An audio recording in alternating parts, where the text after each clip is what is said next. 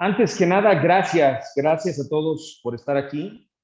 Vamos a arrancar la semana con estos entrenamientos, podríamos decirles que son entrenamientos de cambios de mentalidad, cambios de percepción y pues para mí es muy grato poder estar aquí con ustedes hablando de todas estas cosas, porque además de ser cosas que yo en lo personal eh, he estudiado, he aprendido, he tomado muchísimos cursos a lo largo de mi vida con muchos mentores que he tenido el privilegio de hacerlo, tanto en Estados Unidos, en México.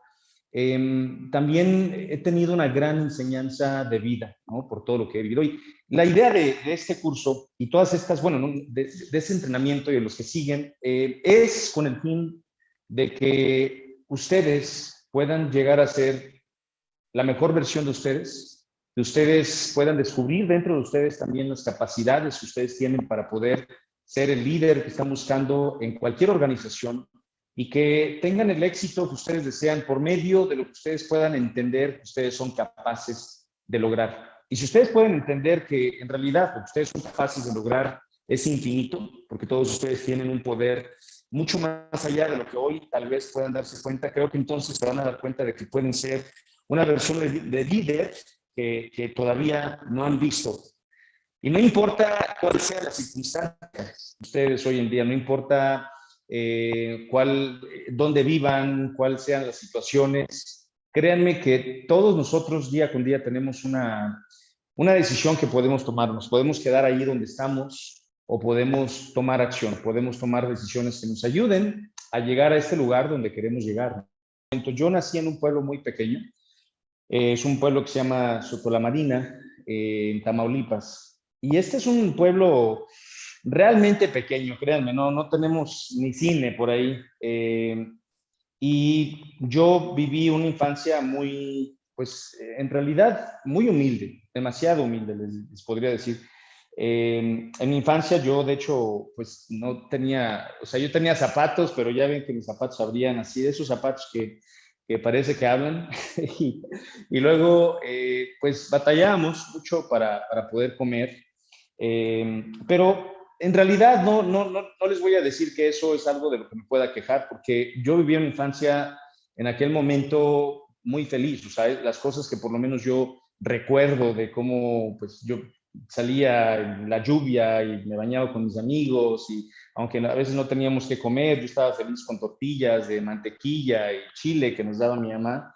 Y pues eso era la forma en que yo vivía, ¿no? Pero una de las cosas que yo no les he comentado a nadie es que cuando yo era niño, bueno, mi papá era alcohólico, ¿no? Y mi papá no solamente era alcohólico, sino que también golpeaba a mi mamá. Y esto es algo que en realidad nunca comento de mi historia, porque pues como todos ustedes han de tener, historias son cosas muy íntimas, pero se los comento porque yo aprendí algo de muy chiquito. Yo aprendí que no importa cuál sea tu situación, siempre tienes la decisión de poderte quedar ahí y vivir la misma historia o cambiar tus circunstancias o decidir que vas a ser diferente a la historia.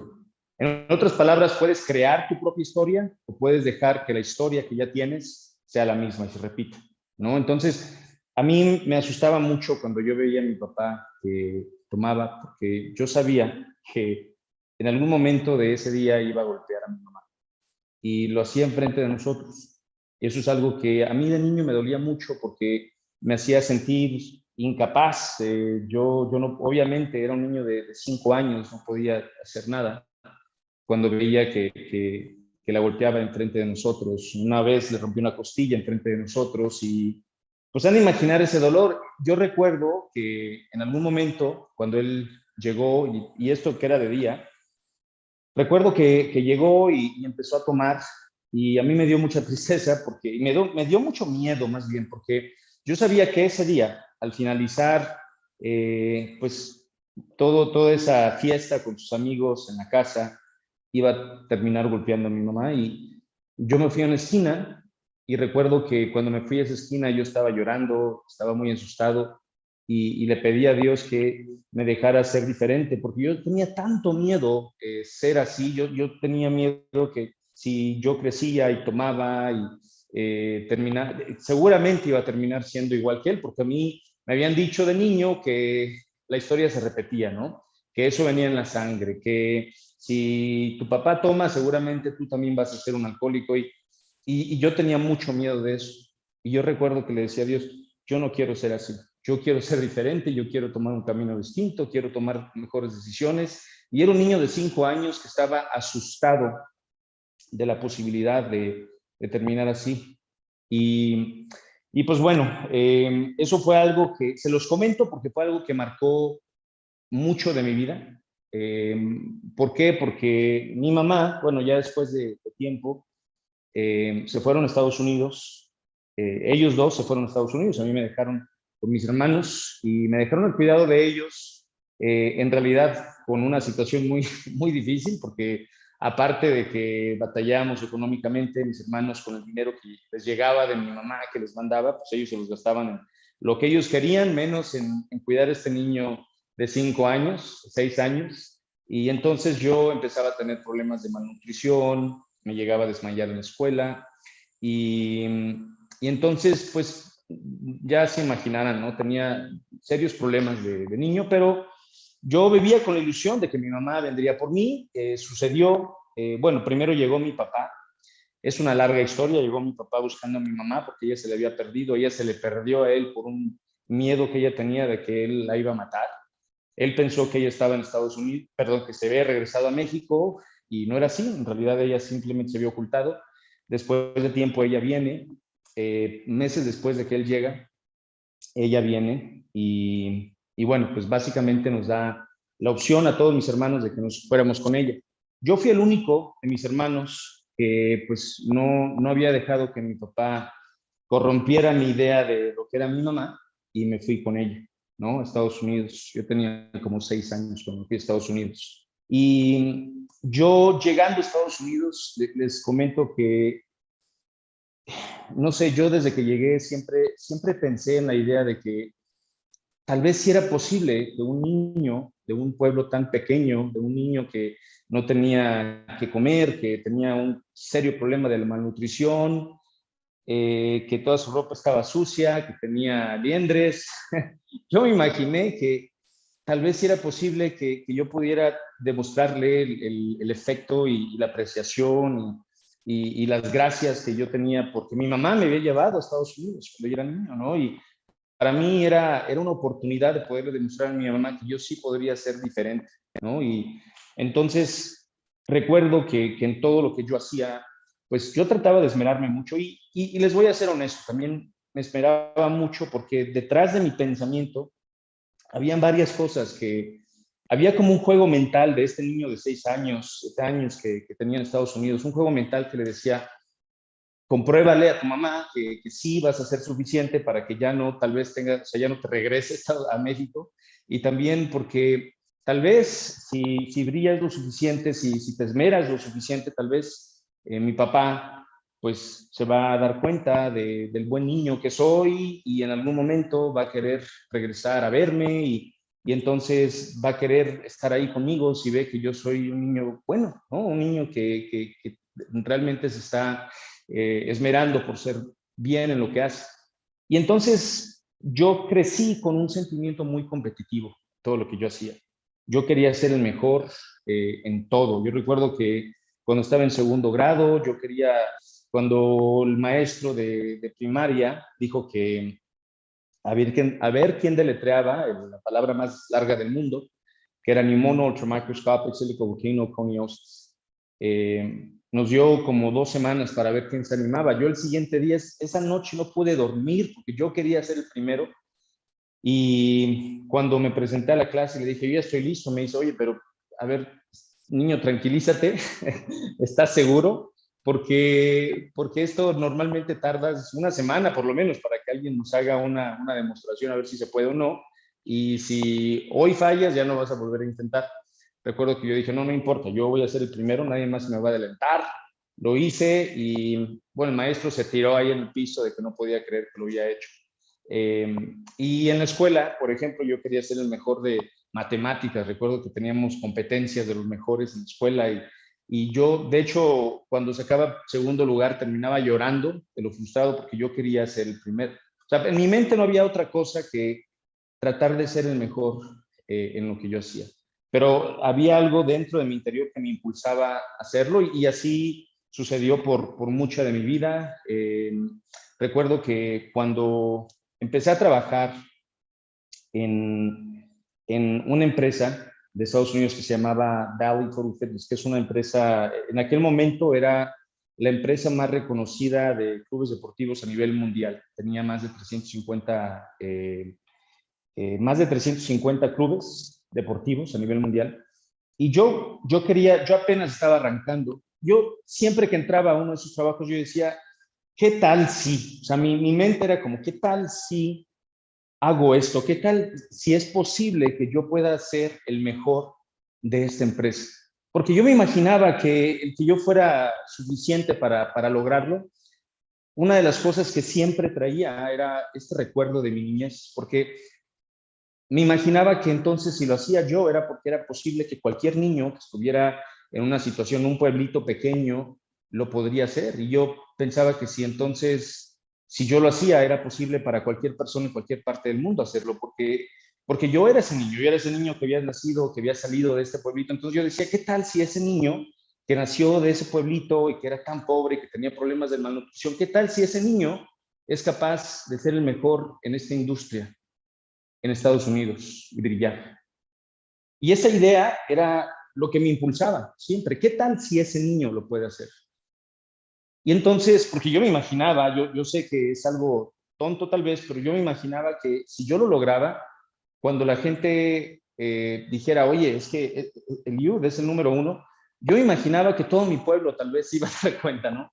Cosa que tal vez nunca sucedió, pero yo me imaginaba que pues en mi pueblo alguien tal vez iba a dar cuenta de que ese niño que decían que no iba a llegar a nada, pues estaba brillando en una de las empresas más reconocidas a nivel mundial en Estados Unidos. Y dicho y hecho, no fue un proceso fácil, pero fue con muchísima determinación, con muchas ganas de querer no solamente ser promedio, sino de ser excelente, que empecé todo este proceso en una empresa que tenía más de 2.500 ejecutivos a nivel nacional. Eh, y empecé básicamente desde abajo, ¿no? Capacitándome igual como todos los demás. Y ahí también aprendí otras lecciones. Me di cuenta de que puede que todos tengan la misma capacitación, puede que todos tengan el mismo entrenamiento. Aprendí que puede que todos tengan las mismas herramientas, circunstancias, apoyo, pero hay una gran diferencia entre los que tienen éxito y los que no. Y no tiene que ver con si es gringo, no tiene que ver si es mexicano, no tiene que ver que si tuvo mejores estudios, no tiene que ver con absolutamente nada de esto. Yo en ese momento me di cuenta de que en realidad lo único diferente entre una persona de otra es que una está más determinada que otra. Una persona que brilla no tiene que ver con que en realidad tuvo mejor estudio o que alguien estuvo atrás de él. No, simplemente que hay un juego mental diferente. Yo tenía un juego mental que me decía, no importa lo que pase, yo les voy a enseñar a estos gringos que están aquí que yo sí puedo ser el mejor. Recuerdo que analizaba a los mejores en la industria e incluso yo iba y los buscaba, yo iba, a veces me hacía tonto los fines de semana y iba a entrenar en los clubes donde yo sabía que estaba el mejor, porque ahí justo en Dallas, donde yo vivía, estaba el mejor de toda la industria, el número uno. Y yo decía, pues yo quiero aprender de él. Él no le puedo decir que me enseñe, porque él aparte se ve que tiene un genio, pero era un señor, un gringo ya grande. Y dije, pero yo quiero aprender de él. Entonces lo que voy a hacer es que yo voy a ir y los fines de semana, sin que él sepa, en los clubes donde él esté, y voy a entrenar, pero donde él esté trabajando, donde él esté cerrando, donde él esté con sus clientes, yo quiero estar ahí cerquita para ver cómo lo hace. Y así fue que tomé lo mejor de él. Aparte yo fui como probando y probando diferentes cosas hasta que llegó un punto donde llegué a estar entre los top 10, pero dije, bueno, ya estoy en los top 10 de la empresa, esto no es suficiente, quiero ser el mejor, quiero ser el número uno, ahora qué tengo que hacer. Empecé a refinar mis tácticas, mis estrategias trabajar con la parte de los tiempos, y hasta que llegué al punto donde ya estaba entre los top 3. Después dije, no, no es suficiente, tengo que estar, o sea, no es suficiente que solamente esté en el top 3, yo quiero ser el número 1 en esta industria. Y me impulsé hasta el punto donde efectivamente un día llegué a ser el número 1. Pero cuando llegué ahí sucedió algo raro, porque dije, bueno, si sí es posible que yo sea el número 1, si fue posible que yo llegara desde el número 2500 hasta el número 1 en una industria donde están los mejores, los más capacitados, entonces será posible que pueda hacer algo para que no solamente sea el número 1, sino que aplaste mi competencia. Que el número 2 esté tan lejos de mí que realmente ni siquiera se preocupe por que solamente esté feliz con llegar al número 2, porque se dé cuenta de que llegar al número 1 y ganarme es algo ya totalmente descabellado. Para poder lograr eso tendría que separarme por completo del número 1. Y créanme que de eso, o sea, del número 1 a realmente separarme por completo, fue algo, eh, fue un trabajo astronómico, del que obviamente sí estoy muy orgulloso, pero me dejó muchas enseñanzas. Me di cuenta en todo este proceso de que todo es un juego mental, todo se trata de lo que te dices, todo se trata de lo que quieres hacer, de qué tan seguro estás tú de ti mismo, de qué tan dispuesto estás a que te digan que no, qué tan dispuesto estás a que te rechacen, cómo tomas eso. Estoy seguro que con todo lo que yo hice, hoy les puedo decir que no se trata de quién es el mejor cerrador, no se trata de quién es el que tiene mejor técnica, en realidad no se trata de eso. Yo conocí muchos que tenían mejor técnica, simplemente que nadie tenía tanta hambre como yo, porque para mí no se trataba de dinero solamente.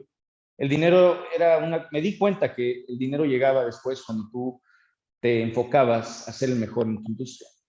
Yo tenía un hambre, una sed insaciable de que ese niño que venía de ese pueblo tan pequeño pudiera realmente brillar.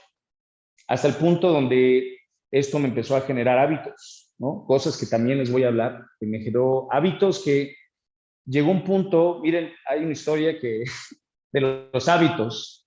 En un momento tuve una llamada, un fin de semana, era un domingo, me habla el Andy Sheehy, se llamaba nuestro vicepresidente en aquel momento, y me habla al club donde yo estaba y me dice, oye, Eliud, estoy hablando para felicitarte. Quiero felicitarte porque pues básicamente te ganaste el viaje y el premio. Y yo en realidad estaba muy confundido, yo no sabía de qué estaba hablando. Yo le dije, Andy, ¿de qué estás hablando? ¿Cuál premio? Me dice, ¿cómo? ¿No sabes que hay una competencia? Hemos tenido una competencia por las últimas 2 semanas a nivel nacional y tú hoy estás muy por delante, es como el número 1. Hoy termina la competencia. Y le dije, Andy, yo no. Dice, ¿quieres decirme que no sabías? No, a mí nadie me había dicho que había una competencia. Me dice, Eliud, ¿me quieres decir que tú hoy eres el número 1 en una competencia que está a nivel nacional, la estás ganando y ni siquiera estabas compitiendo con nadie? Le digo, no. Simplemente que yo hago lo mismo todos los días. O sea, yo no me esfuerzo en un día diferente que el otro. Yo doy lo mejor que traigo todos los días. Entonces, para mí no importa que haya una competencia o no, yo soy yo, ¿no? O sea, son hábitos. Y recuerdo, fue muy chistoso porque Andy Sheehy se empezó a reír, dice, no puede ser, es la única persona, creo que toda esta competencia, que no sabe que había una competencia, ¿no? Y bueno, el premio era un premio importante, me estaba ganando unos $2,000, estaba ganándome un viaje a donde yo quisiera, con el transporte incluido, con hotel, vuelo, todo incluido. Y bueno, yo no sabía que me lo había ganado. Todo el mundo sí sabía que estaban compitiendo conmigo, pero yo no. Entonces, eso es a lo que voy, que lo que a mí me enseñó el llegar a ese punto es que en realidad hábitos es lo que marca la diferencia. Hábitos es lo que te hace hacer lo que tienes que hacer constantemente, ya sea bien o mal. También puede que tengamos malos hábitos. Y yo he conocido muchos chicos que tienen mucho más talento que yo. Simplemente tenían muy malos hábitos y eso es lo que hacía que en realidad ni siquiera estuvieran cerca de lograr lo que yo hice en esa industria. Tiempo después, a mí me deportaron.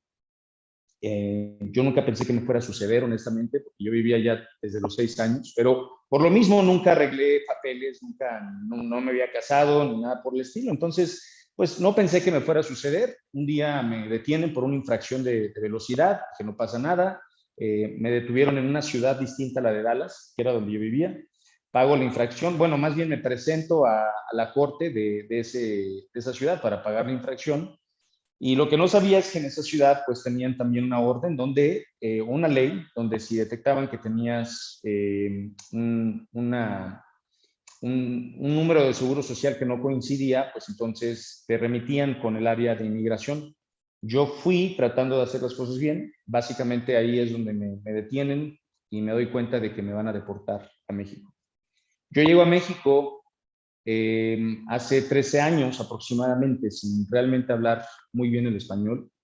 Llegué a México sin tener familia, sin nada, tener que empezar desde abajo, ¿no? Entonces, también es algo que me enseñó mucho porque muchos sé que a veces dicen, oye, pero es que yo no tengo quien me ayude o solamente tengo a mi familia, pero no tengo apoyo. Miren, yo arranqué aquí en México hace 13 años sin conocer el país, sin hablar el idioma y sin tener familia, porque yo en realidad no conocía a nadie, ¿no? Es más, yo me fui llegué al pueblito donde yo nací, pero como en realidad me di cuenta de que no conocía ni a mis familiares, aunque ellos tal vez me conocían de chiquito, pues mejor me fui de ahí a una ciudad muy importante aquí en México que se llama Monterrey.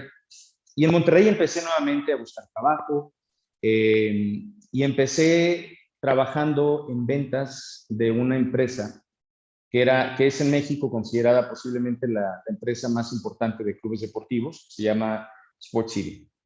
Y cuando arranco en esta empresa, yo pensé que me iban a dar un superpuesto. Y dije, no, seguramente me van a dar un puesto de gerente general mínimo por toda la experiencia, todo lo que he logrado. Yo ya estaba como gerente general en Estados Unidos, ya estaba a punto de que me dieran el nombramiento de gerente regional y no, me dijeron, no, vas a empezar desde abajo porque aquí en México no has trabajado, no has hecho nada. Puede ser que en Estados Unidos seas una estrella, pero aquí no has hecho nada. Entonces, en ese momento fue otra gran lección que tuve en mi vida, porque también aprendí que a veces la mejor forma de arrancar es desde abajo.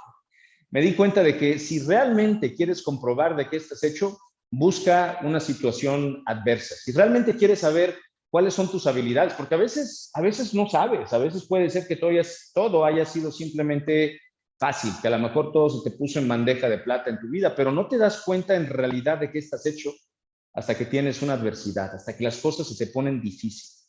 Y eso fue lo que pasó. Tuve que empezar de nuevo, desde abajo. Me fui de ganar $8,000 al mes a ganar $250 al mes aproximadamente, que son como $5,000. Y lo único que estaba en mi mente era, bueno, ¿y qué tal si, y qué tal si siendo yo nuevo, sin hablar, o sea, si apenas estoy nuevamente retomando el español, sin tener familia, ¿qué tal si yo puedo comprobar a mí mismo, comprobarme a mí mismo, y también después yo poderle comprobar a la gente que sí es posible que tú puedas brillar aún estando en la situación más adversa posible? Y así empezó esta búsqueda de decir, qué tal si logro ser el mejor en esta industria nuevamente? Y la verdad es de que les voy a ser muy honesto, no fue tan difícil. Simplemente porque aquí en México, una de las cosas que me di cuenta es de que no llevaban ciertos procesos, estándares de trabajo, metodología de cómo se hacen las cosas. Entonces, aunque bien fue un conflicto para mí el aprender bien el idioma y poderme adaptar y a la cultura de trabajo y tantas cosas que aprendí en el camino, pues lo que sí me abrió por completo las puertas fue el hecho de toda la experiencia que yo ya tenía, de los procesos, metodologías, sistemas. Y aún así me di cuenta de que habían chicos, nuevamente les comento, muy talentosos con los que tuve la oportunidad de trabajar, pero me di cuenta de que aún con todo el talento que tuvieran, no tenían los hábitos que necesitaban, no tenían el hambre necesario, no tenían la determinación para poder lograr ser los mejores en la industria. Y eso fue lo que poco a poco me fue abriendo el camino hasta llegar a coordinador, después gerente general, que cosa que en el club donde trabajaba, en Sport City, hasta ese momento no había habido ni una sola persona que hubiera arrancado como ejecutivo de venta a ser gerente general, porque esta empresa normalmente los contrata de forma externa. Yo fui el primero que arrancó en la empresa desde ejecutivo y de ahí llegó hasta el puesto de gerente general. Y bueno, ya posteriormente me fui a otra empresa y después nuevamente regresé a la industria de clubes deportivos como gerente regional de otra gran cadena que se llama Sports World. Y en esta cadena de Sports World tuve el honor de poder llevar a los clubes que me asignaron a la cima del ranking que tenían los clubes. Los pudimos colocar dentro de los top 3 a nivel nacional. Y esto fue lo que me permitió que el director general de la empresa, que también anteriormente era el director general de Movistar, me permitiera a mí ser la persona determinada por él, que pudiera crear todo un sistema de capacitación y reingeniería de venta y de procesos a nivel nacional en toda la empresa, simplemente porque los clubes que yo tenía eran los que, pues, simplemente los que mejor resultado tenían, los que mejor utilidad generaban, los que más usuarios tenían, y los ejecutivos que yo tenían se convirtieron en los ejecutivos que más vendían en toda la industria. Y todo esto lo hicimos por medio de los procesos que sabemos que eran exitosos, de enseñarles esta filosofía, de enseñarles cómo cambiar un poquito el chip, la forma de ver las cosas y que ellos se dieran cuenta de que tenían todo el potencial para hacerlo. Simplemente que tenían que tomar acción, que tenían que pensar diferente, que tenían que tener estándares, que tenían que ponerse objetivos y tenían que tomar acción constantemente, ¿no? Y básicamente eso fue lo que al final me impulsó a crecer y crear mi propio negocio. De hecho, esta misma empresa, y mucha gente no lo sabe, fue la que me dijo que querían, ya no me querían como gerente regional, más bien me pidieron que abriera mi propia empresa para que yo les pudiera llevar por medio de mi empresa a los clubes más necesitados como un outsourcing y empezar a trabajar con ellos, ¿no? Como proveedor. Y fue así donde empezó esta parte de emprendimiento.